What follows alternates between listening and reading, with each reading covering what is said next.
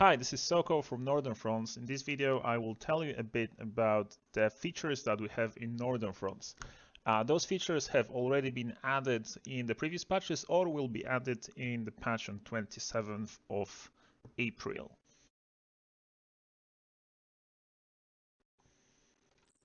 Alright, first things first, if you start the game and you go to options, you can see Northern France options here.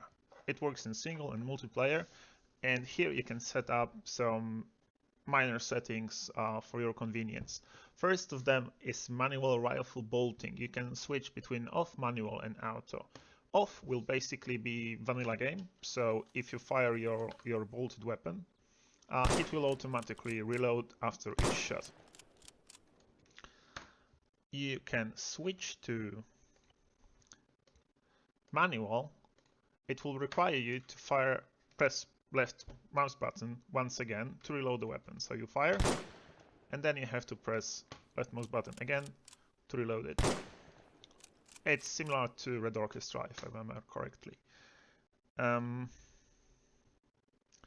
You can, no, not that. You can also switch to auto, which works on button release. So if you fire and you don't lift your finger from the button, it won't reload. And when you lift your finger, it should reload, but my magazine was empty, so let's reload the weapon and try it again.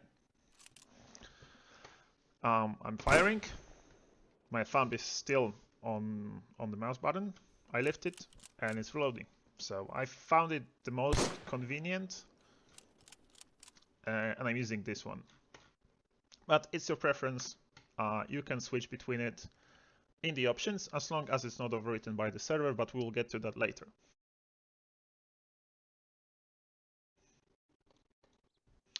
Another setting that we have in Northern France options is the launcher disposal. You can switch between manual and auto. The difference is very slight. It of course only works for disposable weapons like Panzerfausts. If we go to manual and we pick our Panzerfaust, we aim it on the aggressor's tanks, fire it, and it's still in our hands. If it was on auto, it would be dropped out of our hands automatically. In the manual variant, it gives you a little bit more freedom because after you fire it, you can still run away a bit. If it was an auto, you would automatically switch to another weapon and it could limit your movement a tiny little bit. It is once again up to your preference what you choose. Another setting that we are going to look at in Northern France options is enable magazine Cross-Repack. You can turn it on and off at any point of the game, but from the moment that you have turned it on, you will notice that in your inventory, the magazines that you've empty will not be removed from your inventory. Let me get rid of the rest bullets in this Mosin clip, reload it, and you will notice that there is an empty clip here. So if you don't want those empty magazines to be cluttering inventory, just turn off the Cross-Repack option. If you have at least two, one, it can be one in the weapon and one in the inventory. But as long as there are two magazines that are not full in your inventory, you will get an option to repack. And repacking works not only like ACE, so repacking between the same type of the magazine, but it works also for different magazines. So I have a couple of LS26 magazines in my backpack that are using the exactly same round that the Mosin clips. I am going to Cross-Repack. Alright, it is done. And now in my inventory there is an empty LS26 mags and a bunch of fully loaded, and also a partially loaded LS26 mags and a bunch of fully loaded Mosin mags. The idea is that when you repack, you will maximize the amount of bullets that will be put into magazines of the weapon that you are currently holding. So if I was holding an LS26, it will repack all the bullets from Mosin Max to the LS26 Max. I think it's a very, very cool feature.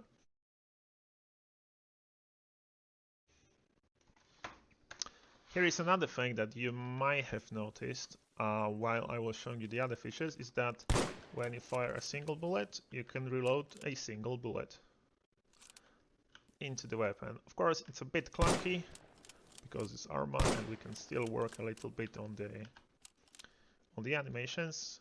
It works for 2 bullets, 3 bullets, wherever you want. It's even better when you get to weapons that use couple clips to load them, like the Fedorov.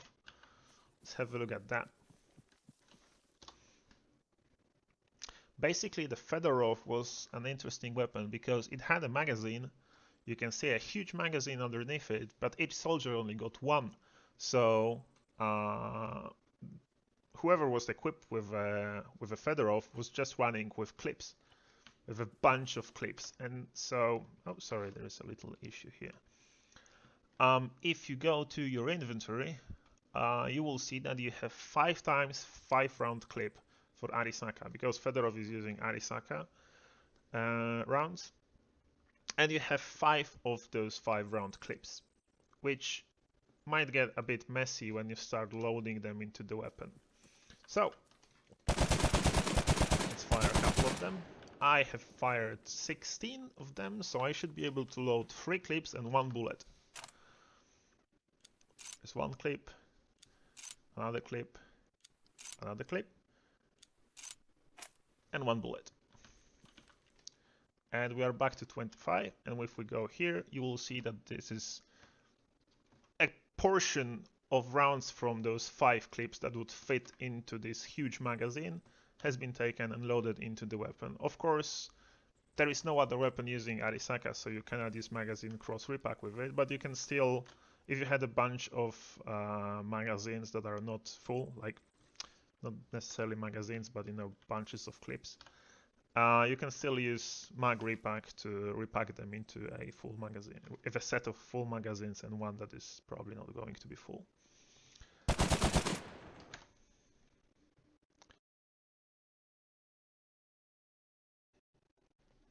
Alright, the things that have been described before, so the manual bolting, the cross-repack and stuff like that, can be also decided by the server. If you go to modules and have scenario settings, you can go to and drop the server-side settings on your scenario, and it will be applied to it. Here you have a bunch of settings, so you can override. Okay, let's go from the top. Enable burning bodies. It is basically a feature that allows bodies to burn when they're hit by Molotov or a flamethrower. It's a minor thing, but looks cool. Molotov inventory cook-off. This is okay. You can read the descriptions here, so I don't have to tell you all that, but you can just override manual rifle, launcher disposal, all that kind of stuff. Also rain effects. You can override everything on the server settings, and you can find it here.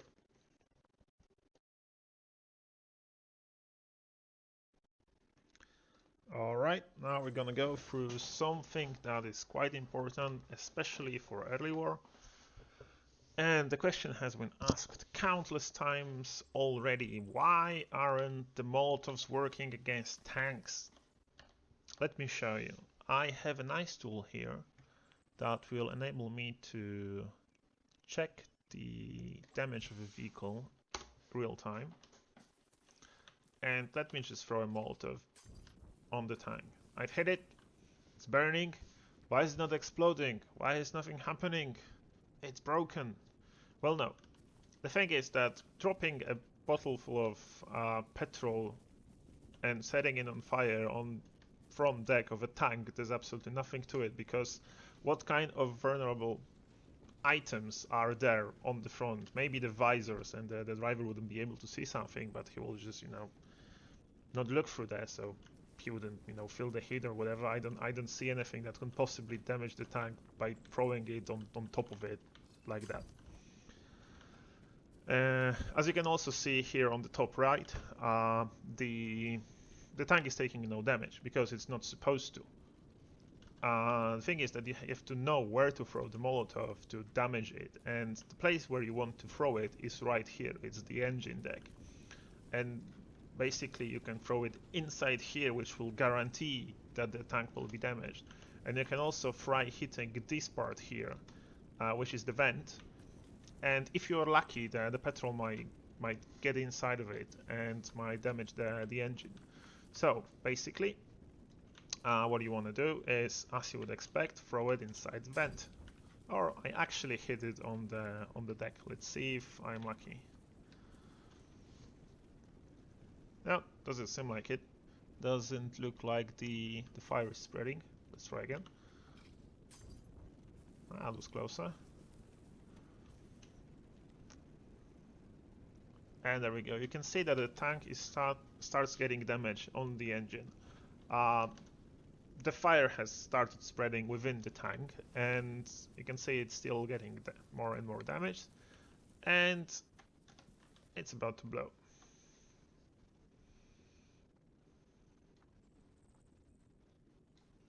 Any second. There we go. So that's how you deal with a tank, using a Molotov. Don't throw it on the front deck, don't throw it on the turret, throw it where it's supposed to be. You might ask now, what are the weak spots for any other tanks? And the answer is, most of the tanks don't have those weak spots.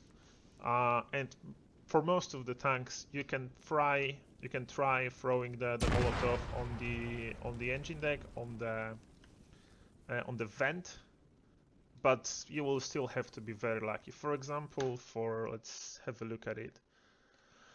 For the T28,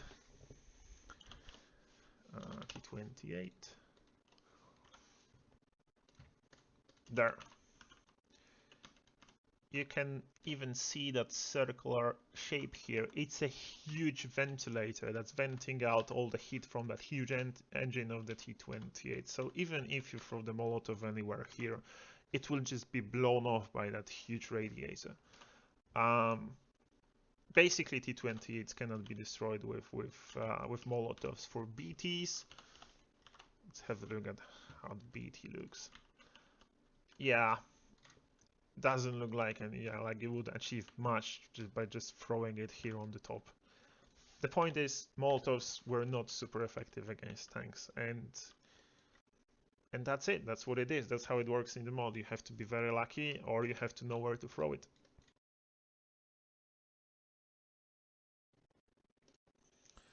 Another major upgrade for Northern Fronts is the static weapons. And there is a bunch of additions that we've done to static weapons to make them a little bit more useful in scenarios. One of them is that we enable you to carry the weapon parts as a launcher slot. So you can grab a tripod on your back as a launcher, and you can grab a gun or a tube for your mortar as your backpack. You can carry it by yourself. Of course, it's quite heavy. So don't expect to run around much with it, and you will be able to assemble it from your backpack using hold action. A lot of things regarding static weapons are done with hold actions now. When you've assembled your mortar, you can disassemble it, and you can get in as a gunner, but you will notice there is only one magazine in it,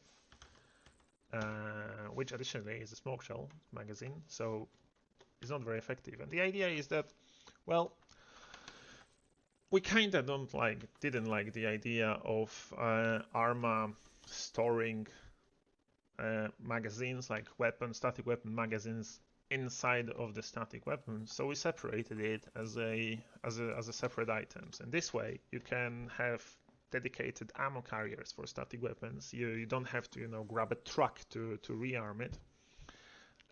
All you need is to grab a bag, scroll down to the static ammo, get whatever you need. So let's say I'm gonna need some high explosives. Approach the gun, reload it with hold action again. Get on the gun, reload the smoke shell, and we are ready to open fire. as soon as you fire all of them, you can reload them from your inventory within the gun. So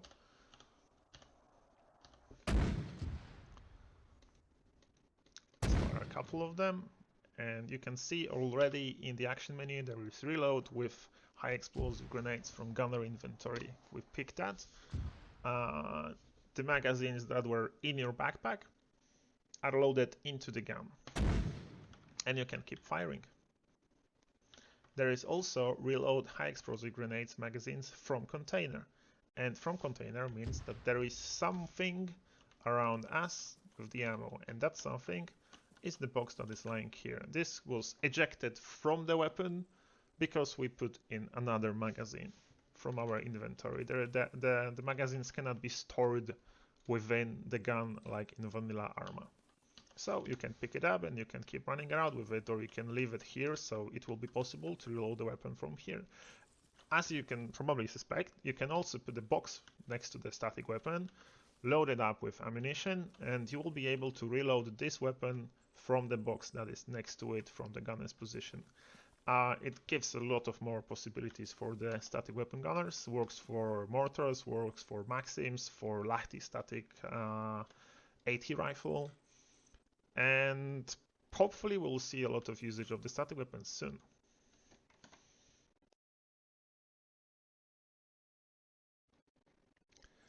Another nice feature regarding static weapons in Northern France is that now you can deploy the Maxim anywhere.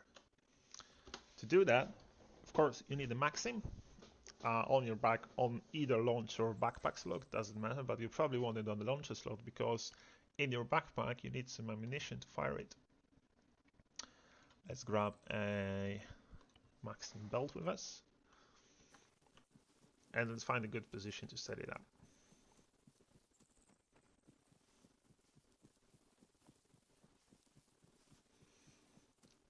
Of course it's Arma, so deploying it on rocks might provide some weird solutions, effects, but you can grab the Maxim in your hand by switching to your launcher, so just a standard press free.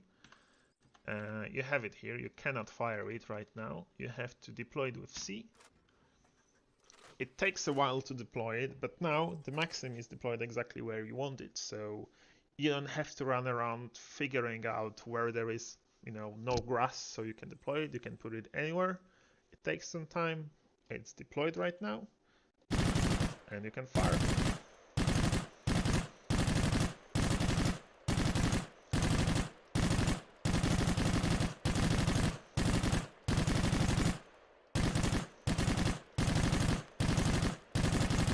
Of course, we wanted to balance the thing a bit, so you cannot use the sights very well, but just by either tracers or the dust from the hits, you will be able to put some effective suppressing fire wherever it's needed. It even has the box standing next to it and the belt attached to the weapon. Be advised though that another thing that we decided to do to make it a little bit more balanced is that you drop your weapon as soon as you switch to Maxim. And sometimes it might be a little clunky to find your weapon because it's Arma, and when something drops on the ground it's difficult to find, but believe me, it is somewhere here. So my suggestion for the Maxim gunners would be to carry the Maxim with you on your launcher slot and your pistol, and not necessarily your rifle. That's it. Good luck.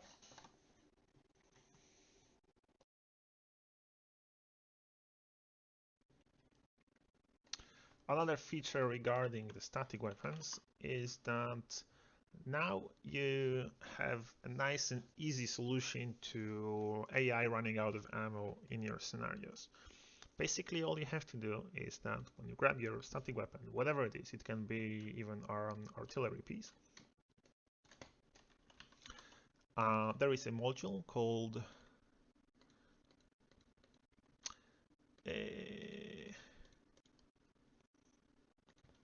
infinite ammo. You sync it to the weapon. It works only for AI, of course. It has no description because it doesn't need any. It's quite self-explanatory. You can sync it to the weapon, and it will never run out of ammo. So it is great for artillery support, AA gunners, for example, whatever else you need, and it should work with everything, not only Northern Front stuff.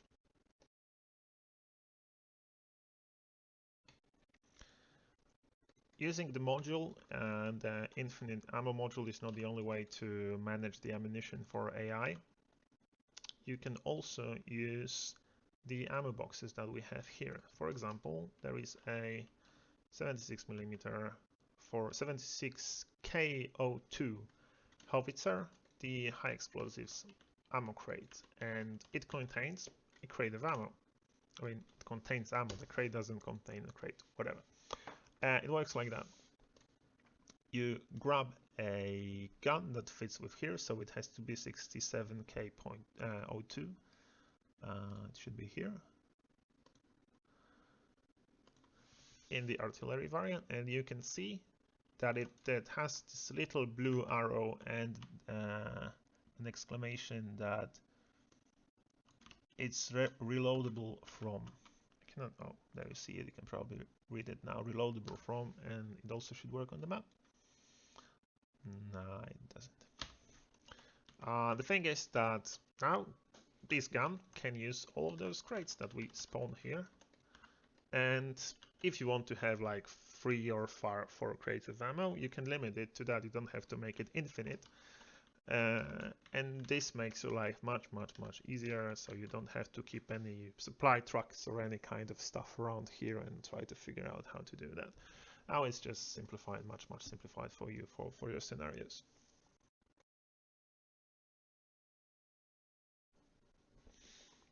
If we're talking about artillery now, we can switch to another topic, which is the fact that we have 2 different weapons right now. So, I mean, 2 different types of gun for our howitzers and bigger guns. As long as it had a artillery, I mean, indirect fire capabilities, it has the artillery and not artillery variant. And this is caused by a couple of reasons. One of them being that the previous NF guns were not able to engage tanks if you wanted them to. So, for example, if you had the big 76mm, it wouldn't engage tanks, even though it is perfectly suited for that. And now you have to choose. You can either grab a 76, which is supposed to be used as anti-tank, or you can grab a 76 that is supposed to be used as an artillery. They are a little bit different, but basically they do what you would expect them to do. One is working well as a static emplacement and will engage infantry and tanks on its own, and the other one will require the RT support module to work with it, or you can just man it and fire it. So here we have the 76mm. Okay, I'm a little bit disgusted by the fact that those are winter versions, so let's switch to something that is a little bit more suiting. Let's go with 76K36. There we go. We are manning this weapon. This is the artillery variant. You can see that we have the artillery computer. Let's just pick target wherever. Let's wait until we are set. Looks like we are set. And you will notice that the gun is actually aiming the proper way, and it's not looking super weird. Because previously, what you would see in previous version of Northern Front is the barrel would be pointing up like that, which was absolutely disgusting. Now we got rid of that. If you fire, you can notice that the smoke is coming from here, so the gun is virtually here, but it's looking much better with the gun aiming actually the proper way. And of course, the shell will drop where it's supposed to drop. It's just a matter of graphical improvement.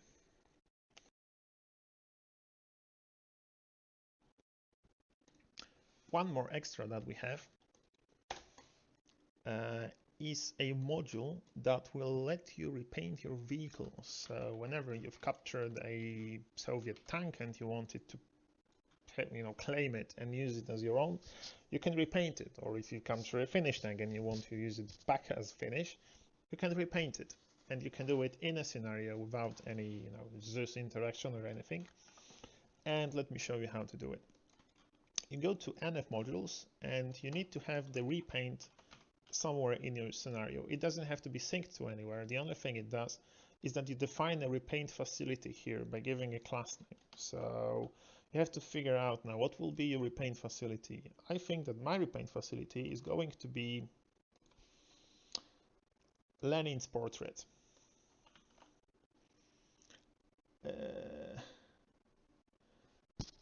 This one. I think you can somewhat copy the class name, but I forgot how to do it. Damn it. Whatever. I'm just gonna write it down here. It's Land Nor Photo Frame Lenin. Not here. We go to Repaint, here Land North.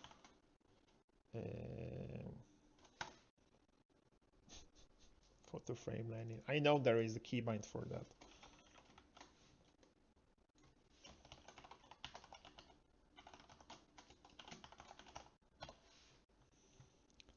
There we go. Land Nor Photo Frame Lenin. Land Nor Photo Frame Lenin. Okay, so now each photo frame of Lenin should be my repaint facility. Let me get my facility properly displayed. There we go. Let me get the tank closer and myself closer. Let's launch this scenario.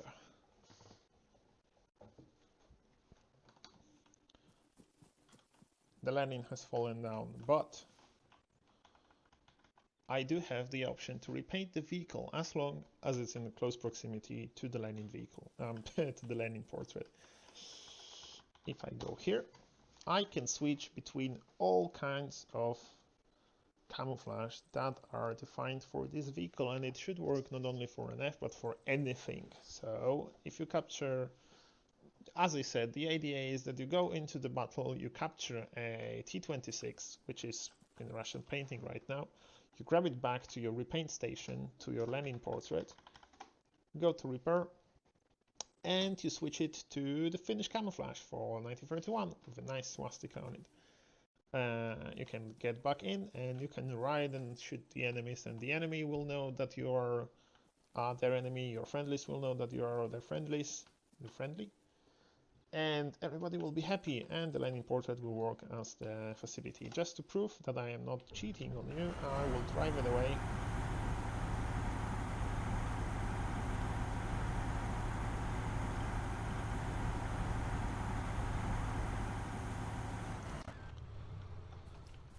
And I will show you that there is no repaint possibility anymore.